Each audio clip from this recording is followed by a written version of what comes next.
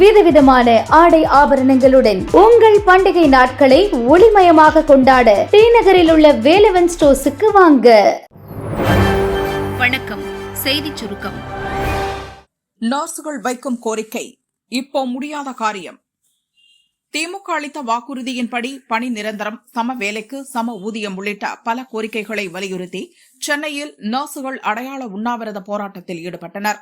மக்கள் நல்வாழ்வுத்துறை செயலரிடம் நடத்திய பேச்சில் உடன்பாடு ஏற்படாததால் அவர்களை வலுக்கட்டாயமாக போலீசார் கைது செய்தனர். இதை கண்டித்தும் அதே கோரிக்கையை வலியுறுத்தியும் மாநிலம் முழுவதும் நர்சுகள் கண்டன போராட்டத்தை கையில் எடுத்துள்ளனர்.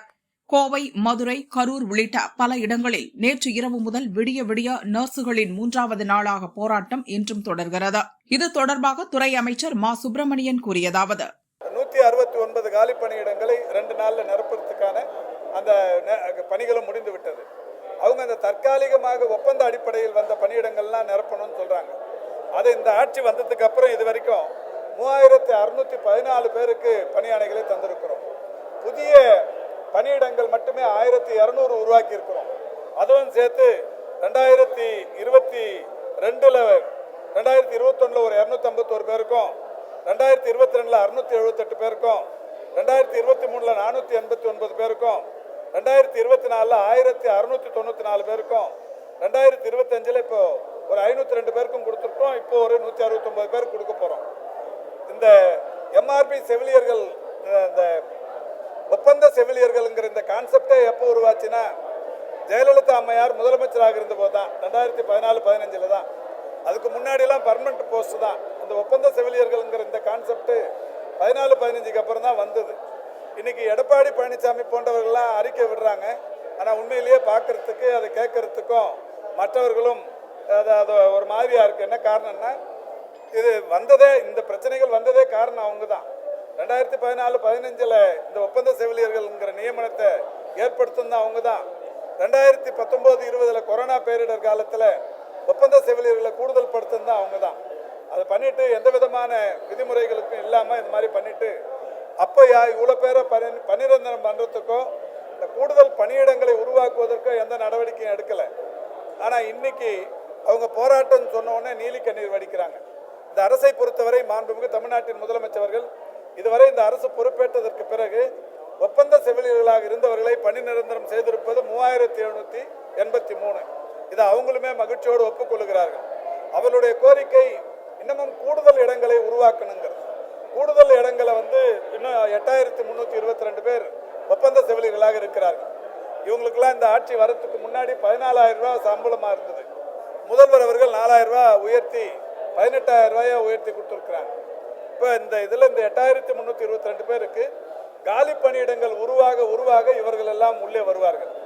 இப்போ இவங்களோட கோரிக்கை புதிய காலி பணியிடங்களை உருவாக்குங்கள் என்பது. அது இப்போ முடியாத காரியம்.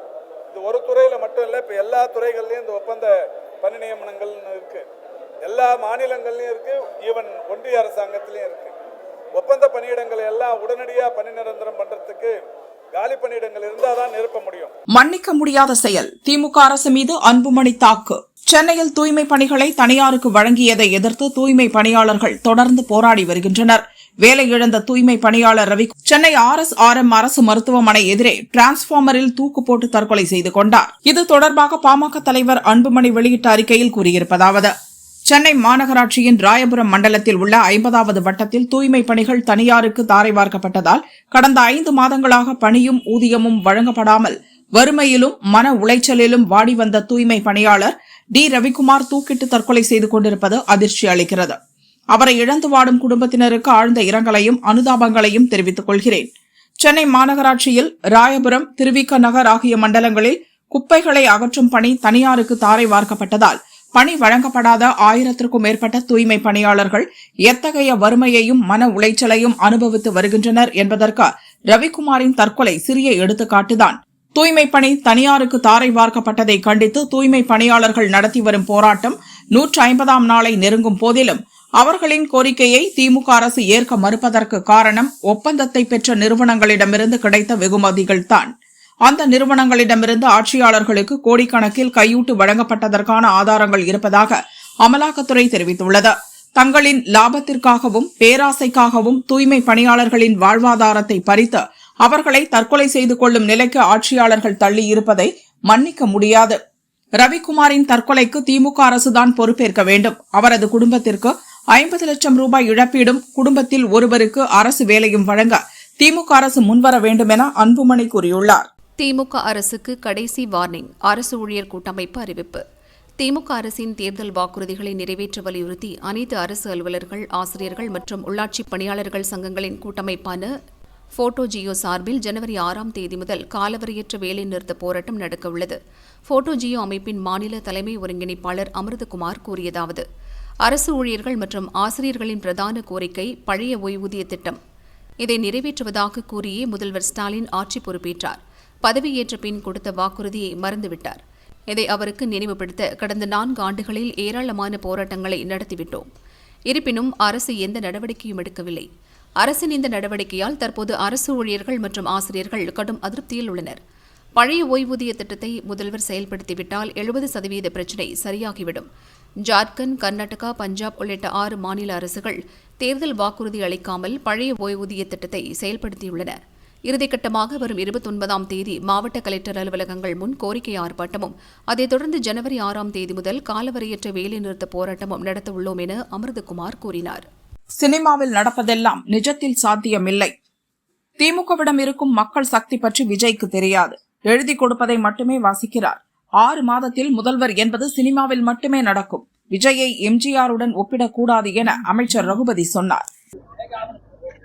நாங்க தீய சக்தியும் இல்லை, தூய சக்தி, இதை பற்றியெல்லாம் கவலைப்பட மாட்டோம். ஏன்னா எங்கள்கிட்ட இருக்குது மக்கள் சக்தி. அவருக்கு மக்கள் சக்தியை பற்றி தெரியாது. சினிமா வசனத்தில் தீய சக்தி, தூய சக்தி என்று பேசியிருக்கிறார். நாங்கள் மக்கள் சக்தியை நம்புகின்றவர்கள். எங்களிடத்திலே மக்கள் சக்தி இருக்கிறது.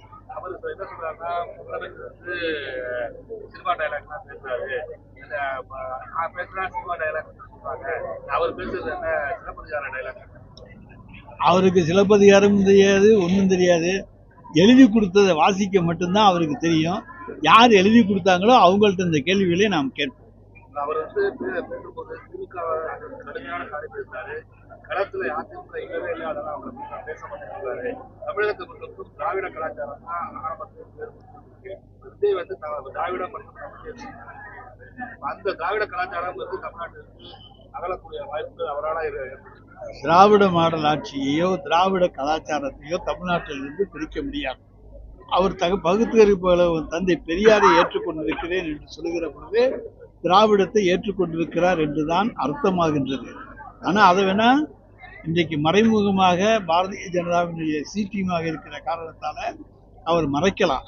ஆனால் ஒன்று மட்டும் உண்மை, அவரை பொறுத்த வரைக்கும் அவர் எந்த காலத்திலும் அவர் நினைப்பது நடக்காது. சும்மா ஒரு 6 மாதம் ஆக்ட் பண்ணிட்டு ஒருத்தர் முதலமைச்சராக வர்றது, ஆட்சியை பிடிக்கிறது என்பதெல்லாம் சினிமாவில் நடக்கும், அரசியலில் உண்மையில் நடக்காது. என்னைக்கு நடந்திருக்கு சார்? எம்ஜிஆர் 1972 கட்சி ஆரம்பிச்சாரு. திண்டுக்கல் இடைத்தேர்தல் வந்துச்சு. அதுல ஜெயிச்சதுக்கு அப்புறம் தான் அந்த கட்சி உறுதியானுச்சு. இவருக்கு விக்கிரவாண்டி தேர்தலும் ஈரோடு தேர்தலும் வந்துச்சு. அந்த 2 தேர்தலில் நின்று தன்னுடைய பலத்தை காமிச்சிருந்தாருன்னா இன்னைக்கு அவர் பேசுறதுக்கு யோக்கியதை உண்டு. 2 தேர்தலையும் புறங்கட்டி ஓடிட்டாரு. அந்த தேர்தலை பத்தியே கண்டுக்கல. எம்ஜிஆரையும் இவரையும் ஒப்பிடவே முடியாது. அதனால விஜய் ஒரு காலத்திலும் எம்ஜிஆராக ஆக முடியாது. பொங்கலுக்கு பிறகு பெரிய மாற்றம். செங்கோட்டையன் பேட்டி. ஈரோட்டில் நடந்த விஜய் மக்கள் சந்திப்பு நிகழ்ச்சி இந்தியாவையே திரும்பி பார்க்க வைத்திருப்பதாகவும், பொங்கலுக்கு பிறகு தமிழகத்தில் மிகப்பெரிய அரசியல் மாற்றம் நடக்கும் என்றும் தாவேக நிர்வாக குழுவின் தலைமை ஒருங்கிணைப்பாளர் செங்கோட்டையன் கூறினார். ஈரோட்ல பெரிய கூட்டம் நடத்திருந்தீங்க, அடுத்து எங்க பிளான் வச்சிருக்காரு? 18ஆம் தேதி நடைபெற்ற நிகழ்ச்சி தமிழகம் மட்டுமல்ல இந்தியாவை திரும்பி பார்க்கின்ற அளவுக்கு ஒரு இங்கே மாற்றம் உருவாக்கப்பட்டிருக்கிறது. தமிழக வெற்றி கழகத்துடைய தலைவர் புரட்சி தளபதி பார்ப்பதற்காக ஏறத்தாழ 3 லட்சம் மக்கள் அங்கே கூடினார்கள். இது ஒரு வரலாறு படைக்கக்கூடிய கூட்டமாக முதல் அமைந்திருக்கிறது. இன்று மாலை அவரோடு கலந்து பேசியிருக்கிறோம். அதற்கு பிறகு எந்த நிகழ்ச்சியில் எந்த மாவட்டத்தில் கலந்து கொள்வது என்று முடிவு செய்யப்படும். அதற்கான நடவடிக்கை அவர் கலந்து பேசியதற்கு பிறகு அவர் அறிவுரை கேட்டதற்கு பிறகு நடவடிக்கை மேற்கொள்ளப்படும். ஏறக்குறைய எலெக்ஷன்ஸ்க்கு ஒரு 4 மாசம் தான் இருக்கு. எலெக்ஷனுக்கு போது கூட்டணி அப்படின்னா நிறைய பெரிய வேலை இருக்கு. அதுக்கெல்லாம் எப்படி தயாராக கூட்டணியை பொறுத்தவரையிலும் எல்லா முடிவும் அவர்தான் மேற்கொள்வார். எங்களை பொறுத்தவரையிலும் சிறப்பான முறையில் வெற்றி பெறுவதற்கு வேண்டிய பணிகள் ஆயத்த பணிகள் நடைபெற்றுக் கொண்டிருக்கிறது. உங்களுக்கு பிறகு என்ன நடக்கப் போகிறது தமிழ்நாட்டில் மாற்றம் என்பதை நீங்கள் காணப்போகிறீர்கள். இன்றைய கூட்டம் எப்படி கழகத்தை வழிநடத்திச் செல்வது என்ற முறையிலே பணியாற்றுவது தான் இருக்கும் என்று நினைக்கிறேன். அதற்கு பிறகு அவருடைய ஆலோசனை கேட்டு அதற்கு பிறகு உங்களிடத்திலே தெளிவாக சொல்கிறேன். கொழுந்துவிட்டு எரியும் 5 மாடிகள். சென்னை BSNL ஆபீஸில் பயங்கர தீ. வீரர்கள் போராட்டம். அதிர்ச்சி காட்சிகள்.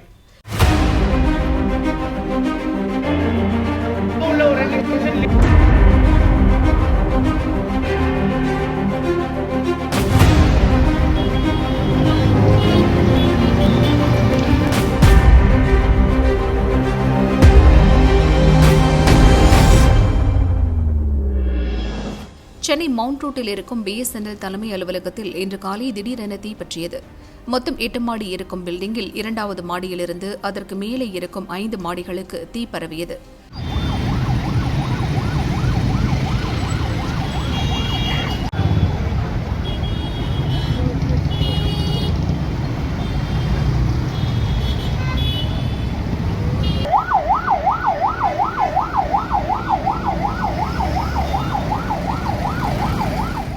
சுற்றுவட்டார பகுதிகளில் உள்ள தீயணைப்பு வீரர்கள் உடனடியாக விரைந்தனர். முதற்கட்டமாக 8 தீயணைப்பு வாகனங்கள் வந்தன. 100க்கும் மேற்பட்ட தீயணைப்பு வீரர்களும் போலீசாரும் தீயை கட்டுப்படுத்தும் பணியில் இறங்கினர். ஆக்ஸிஜன் சிலிண்டர்களுடன் அறைக்குள் புகுந்து தீயை அணைக்கும் பணியில் வீரர்கள் ஈடுபட்டு வருகின்றனர். தொடர்ந்து தீ பரவி வருவதால் கூடுதல் தீயணைப்பு வாகனங்களுடன் வீரர்கள் விரைந்த வண்ணம் உள்ளனர். சம்பவ இடத்தில் புகை மண்டலம் சூழ்ந்தது. அந்த வழியாக செல்பவர்கள் தீ விபத்து நடந்த இடத்தை வேடிக்கை பார்க்க ஆரம்பித்ததால் மவுண்ட் ரோட்டில் பயங்கர டிராபிக் ஜாம் ஆனது.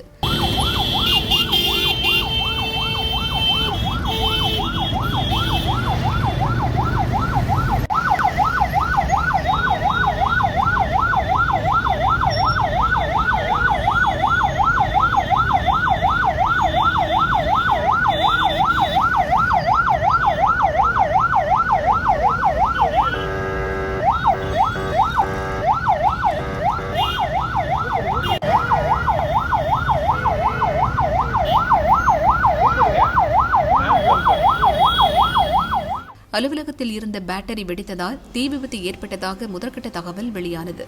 தொடர்ந்து தீயணைப்பு பணி நடக்கிறது.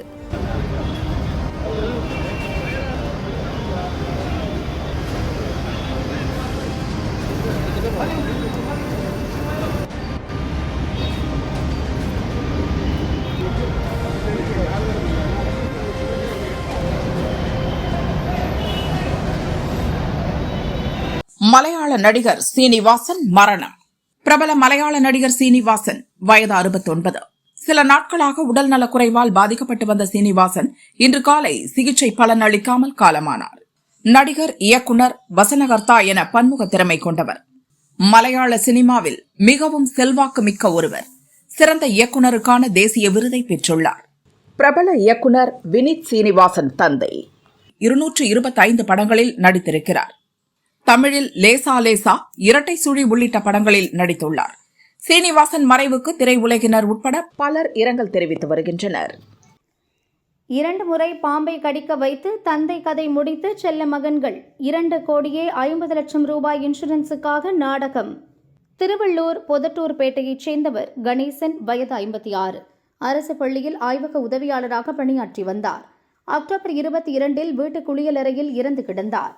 பாம்பு கடித்து இறந்ததாக குடும்பத்தார் கூறினர். கணேசனின் மகன்கள் மோகன்ராஜ், ஹரிஹரன் தந்தையின் பெயரில் காப்பீடு செய்யப்பட்டிருந்த பணத்தை கோரி விண்ணப்பித்தனர். கணேசனின் மரணம் குறித்து விசாரணையில் ஈடுபட்ட காப்பீட்டு நிறுவனம் சந்தேகமடைந்தது. வடக்கு மண்டல IG அஸ்ரா கார்கிடம் புகார் தெரிவித்தது. கும்மிடிப்பூண்டி DSP ஜெயஸ்ரீ தலைமையில் தனிப்படை விசாரணை நடந்தது. அதில் கணேசனின் மகன்கள் பாம்பை விட்டு கடிக்க வைத்து தந்தையை கொன்றது தெரியவந்தது. இதுகுறித்து போலீசார் கூறியதாவது: கணேசன் பல காப்பீட்டு நிறுவனங்களில் 2,50,00,000 ரூபாய் காப்பீடு செய்துள்ளார். குடும்பம் கடனில் சிக்கி இருந்ததால் தந்தையை தீர்த்து கட்டி கடன்களை அடைக்க மகன்கள் முடிவு செய்தனர். இதை இயற்கை மரணமாக நம்ப வைக்க திட்டம் போட்டனர். 3 மாதங்களுக்கு முன்பே கணேசனை நல்ல பாம்பை வைத்து கடிக்க வைத்தனர். அதிர்ஷ்டவசமாக அவர் அதில் இறக்கவில்லை. கொடிய விஷம் கொண்ட கட்டுவிரியன் பாம்பை கடிக்க வைக்க முடிவு செய்தனர். அரக்கோணம் அடுத்த மணவூரைச் சேர்ந்த பாலாஜி, பிரசாந்த், திருத்தணி தினகரன், நவீன்குமார் ஆகியோர் இதற்கு உதவினர்.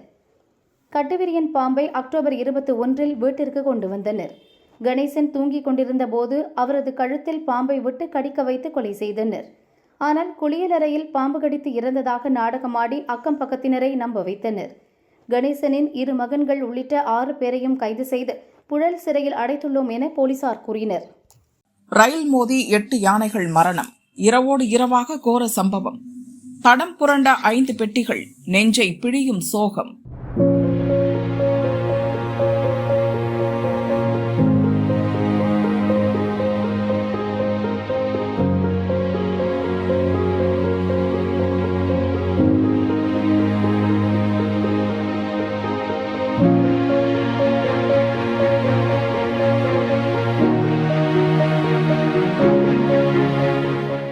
அசாம் மாநிலம் ஹோஜாய் மாவட்டத்தில் அதிகாலையில் நடந்த கோர ரயில் விபத்து நெஞ்சை உலுக்கி போட்டுள்ளது. சைராங் டு டெல்லிக்கு பயணிகளுடன் ராஜ்தானி எக்ஸ்பிரஸ் புறப்பட்டது. இரவு 2:30 மணி அளவில் ஹோஜாய் மாவட்டத்தின் ஜமுனாமுக் கம்பூர் செக்டார் பகுதியில் வந்து கொண்டிருந்தது. அப்போது தண்டவாளத்தை கடந்து சென்ற யானை கூட்டம் மீது எதிர்பாராத விதமாக ரயில் மோதியது. இதில் யானைகள் தூக்கி வீசப்பட்டன. ரயிலின் 5 பெட்டிகளும் தடம் புரண்டன. இந்த கோர விபத்தில் சம்பவ இடத்திலேயே 8 யானைகள் பலியாகின. ஒரு யானை பலத்த காயமடைந்தது. 5 பெட்டிகள் தடம் புரண்ட போதிலும் உள்ளே இருந்த பயணிகளுக்கு பாதிப்பு இல்லை என்று முதல் கட்ட தகவல் வெளியாகியுள்ளது. காயமடைந்த யானையை மீட்டு சிகிச்சை அளிக்கும் பணியில் வனத்துறையினர் ஈடுபட்டனர். சம்பவ இடத்தில் யானைகளின் சடலங்கள் சிதறி கிடப்பதை பார்த்து பயணிகள் வேதனை அடைந்தனர். யானைகளின் சடலங்களையும் மீட்கும் பணி துவங்கியது. தடம் புரண்ட பெட்டிகளை சீரமைக்கும் வேலையில் ரயில்வே ஊழியர்கள் ஈடுபட்டனர். அந்த வழித்தடத்தில் செல்ல வேண்டிய ரயில்கள் திருப்பிவிடப்பட்டுள்ளன. இந்த கோர விபத்துக்கான முழு காரணமும் உடனடியாக தெரிய வரவில்லை. இது தொடர்பாக ரயில்வே மற்றும் வனத்துறை அதிகாரிகள் விசாரிக்கின்றனர்.